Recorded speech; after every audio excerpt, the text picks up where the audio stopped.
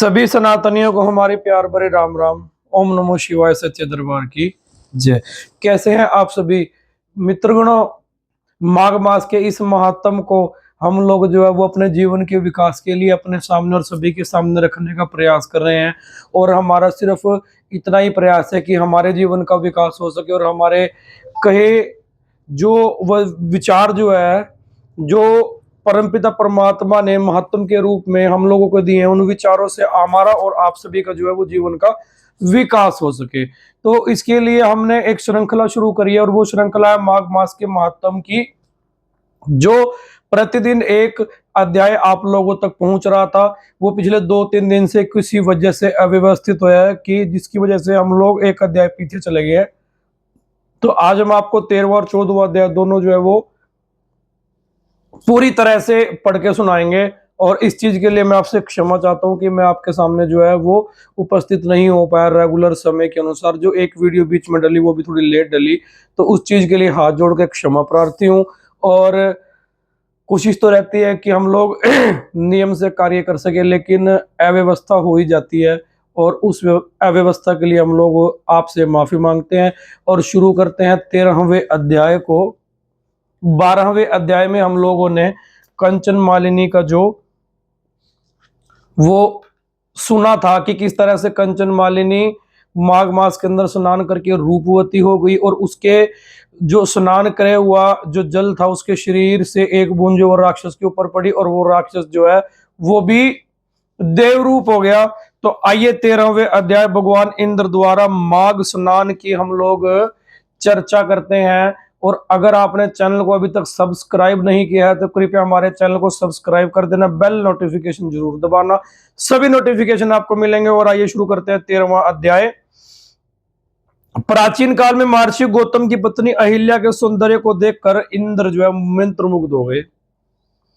अहिल्या अति पवित्र सहृदय पतिव्रता स्त्री थी, उसको गौतम के हृदय की बात पता चल गई।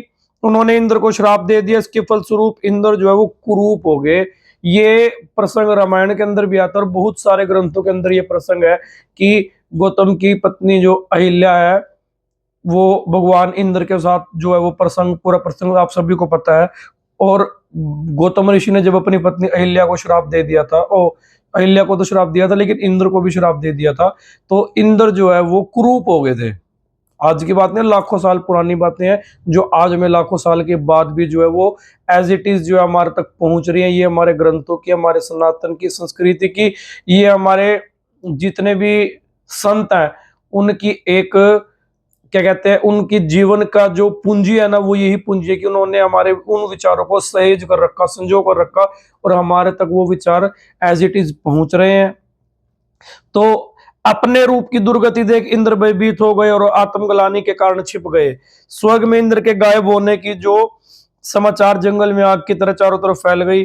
तमाम देवता गण एकत्रित होकर बृहस्पति जी के पास गए। इंद्र के गायब होने का समाचार जो है उन्होंने बृहस्पति जी को सुनाया। बृहस्पति जी तो अंतर्यामी है, वो बोले चिंता ना करो, शीघ्र ही ठीक हो जाएंगे और आ जाएंगे। यह कहकर देवताओं को विदा किया। तत्पश्चात बृहस्पति जी इंद्र जी के पास गए और उन्होंने इंद्र जी को ये आग्रह किया कि आप जो है वो संगम के तट पे माघ मास के अंदर स्नान करके आओ। उससे जो आपका कुरूपन है, जो वो रूप, जो गया हुआ रूप था, जिस श्राप के कारण आप कुरूप हुए थे, तो आप जो है वो आपका जो स्वरूप है वो वापस लौट आएगा संगम में स्नान करने के पश्चात। तो कंचन मालिनी कहती है कि 3 दिन तक स्नान के पश्चात ही मेरे तमाम पाप धुल गए।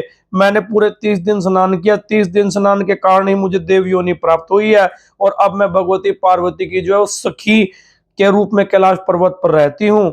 मैं प्रतिवर्ष माघ मास में स्नान करने के लिए संगम के तट पर जा रही हूँ तथा अनंत काल से सुख भोग रही हूँ, वह देवलोक के आनंद को प्राप्त कर रही हूँ। ये कांचन मालिनी ने जो बात बताई और इंद्र ने वहां पर स्नान किया तो इंद्र को जो है वो कुरूपन खत्म हो गया और उनका वास्तविक स्वरूप जो है वो लौट आया। 14वां अध्याय माघ मास के स्नान का ही फल जो है वो किस तरह से मिलता है आइए आपको बताते हैं। श्री सूत जी कहते हैं कि हे ऋषि, तदंतर महर्षि विशिष्ट राजा दिलीप से बोले कि हे राजन, माघ मास की महिमा अपरंपार है। माघ मास में स्नान पवित्र यज्ञों के समान सर्वश्रेष्ठ है। अनेक अनेक दानों व शुभ कार्यों का फल माघ स्नान से तुरंत प्राप्त हो जाता है। माघ मास में स्नान, ध्यान व दान से सद्गति प्राप्त होती है। पिछले पापों का नाश होता है। घोर पापी मनुष्य भी यदि मकर के सूर्य में माघ में स्नान करता है और विष्णु तथा शिव जी की आराधना करता है तो उसके तमाम पापों संतापों से मुक्त होकर सद्गति को प्राप्त होता है।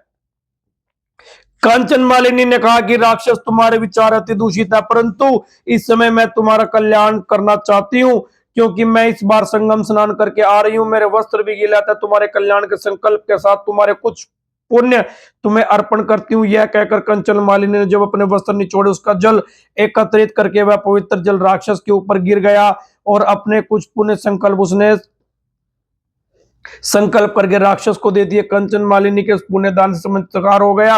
राक्षस तुरंत ही पाप योनि से मुक्त होकर देव योनि की ओर अग्रसर हो गया। इति माघ मास महात्म्य में भाषम टीका 14वां अध्याय समाप्त। बोल साचे दरबार की जय।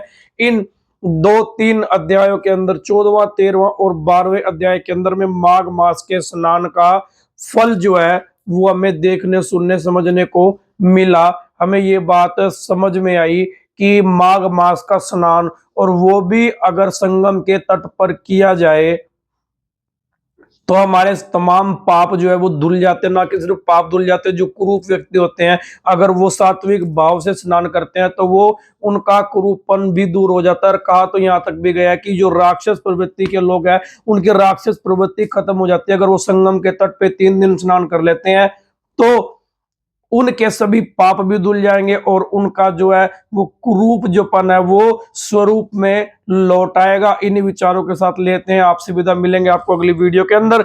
बोलने में कुछ कमी रह जाती है वो हमारी अपने, अगर कुछ अच्छा बोल लगाया परमपिता परमात्मा की असीम कृपा समझ के हम उन्हें प्रणाम करते हैं। तो मिलेंगे आपसे कल अगली वीडियो में, तब तक के लिए हमारा प्रणाम स्वीकार करें। सभी सनातनियों को हमारी प्यार भरी राम राम। ओम नमो शिवाय। साचे दरबार की जय।